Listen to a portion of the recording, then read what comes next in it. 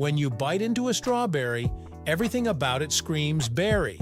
It's small, red, juicy, sweet, and packed with tiny seeds on the outside. It looks like a berry, tastes like a berry, and even has the word berry in its name.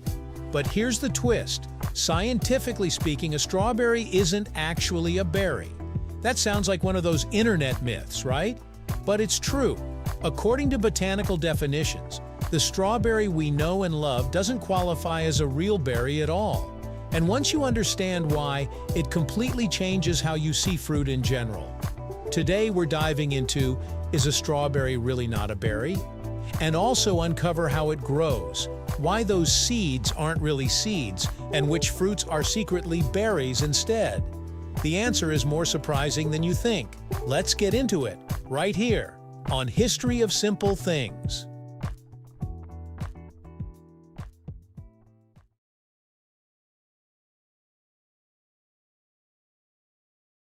The common garden strawberry is known scientifically as Fragaria x ananassa. It belongs to the rose family, which might already surprise you. Yes, strawberries are actually related to roses. When you look at a strawberry plant, it grows low to the ground. It spreads through runners, long stems that creep across the soil and sprout new plants. The fruit forms after a white flower is pollinated, and what follows is a fascinating transformation. But here's the key. The red fleshy part we eat isn't technically the fruit.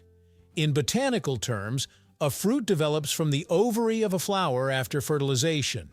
In most fruits, like grapes or tomatoes, the fleshy part comes directly from that ovary. In strawberries, something different happens. Take a close look at a strawberry. You'll see tiny yellow specks scattered across its surface. Most people assume those are seeds. They're not.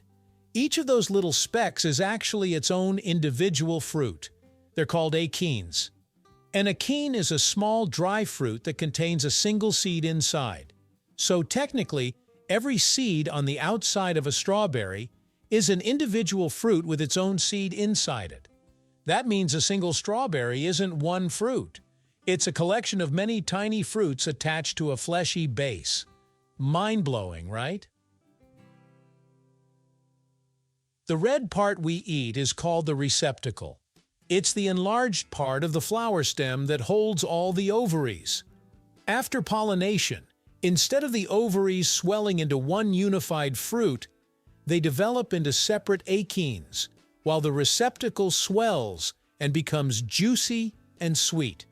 So when you eat a strawberry, you're eating hundreds of tiny fruits stuck to a swollen flower base.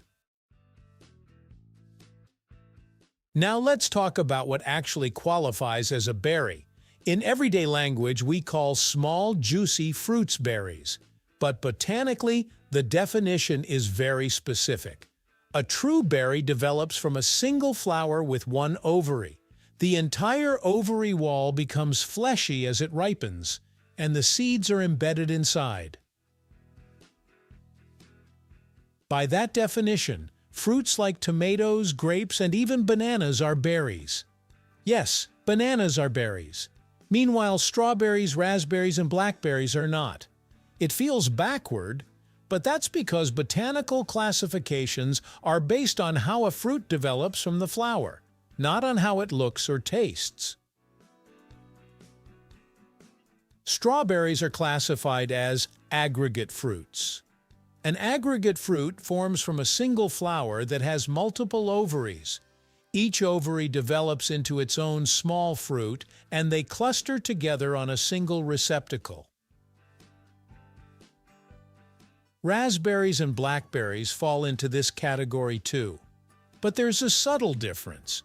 In raspberries and blackberries, the individual units, called drupellates, are fleshy themselves. In strawberries, the achenes are dry, and the fleshy part is the receptacle. That makes strawberries a very unique kind of aggregate fruit. So to answer the big question, no, strawberries are not berries in the botanical sense. They're aggregate fruits made up of many tiny individual fruits. If strawberries aren't true berries, why do we call them that? The answer lies in language, not science. The word berry has been used in English for centuries to describe small, round fruits. It didn't originally follow strict botanical rules. Instead, it was based on appearance and size. Over time, botanical science developed more precise definitions, but the name stuck.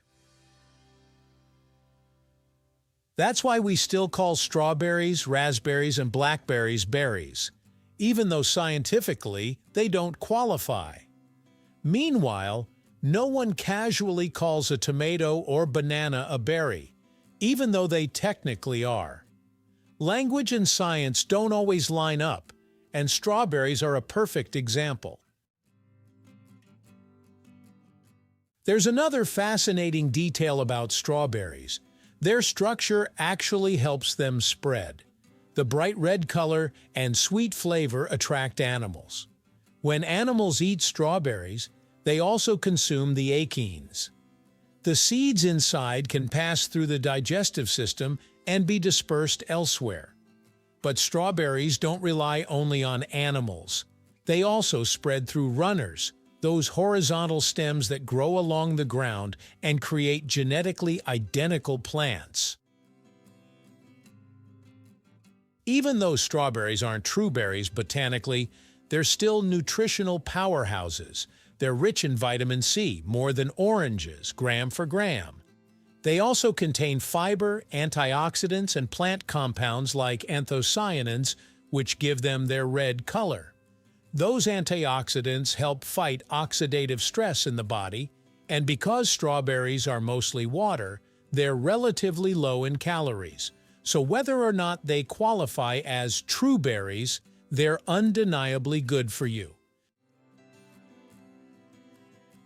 So the next time someone tells you strawberries aren't berries, you'll know exactly why.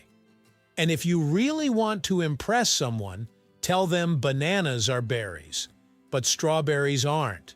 That usually starts a fun argument.